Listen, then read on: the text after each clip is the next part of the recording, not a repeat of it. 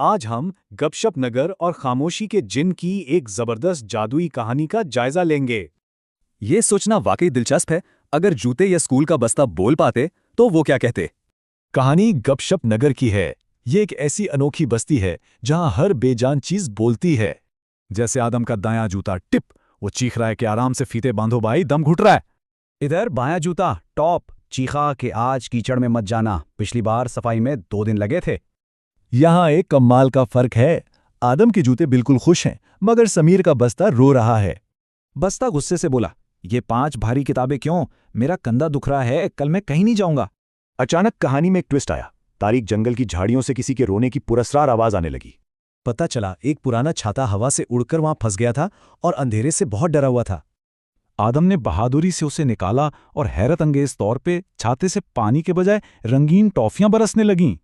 इससे प्यारा सबक मिलता है, जब चीजों का ख्याल रखा जाए ना तो वो खुशियां देती हैं।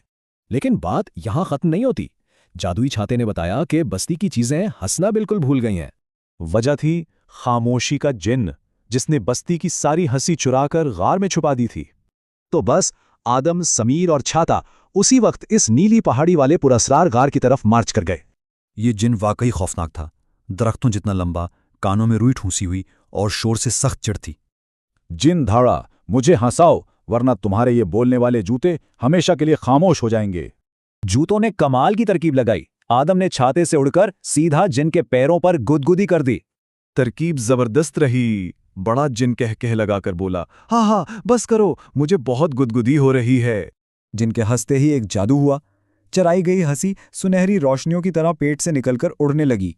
हंसी वापस आते ही गपशप नगर में जबरदस्त जश्न मनाया गया। चम्मच और घड़ियां भी खुशी से गाने लगी। थके हुए जूतों ने भी सुकून का सांस लिया और कहा, आज जबरदस्त दिन था, अब सोने का वक्त है। एक दिलचस्प सवाल, अगर कभी खामोशी के जिन से सामना हो तो उसे हंसाने की क्या तरकीब हो सकती है?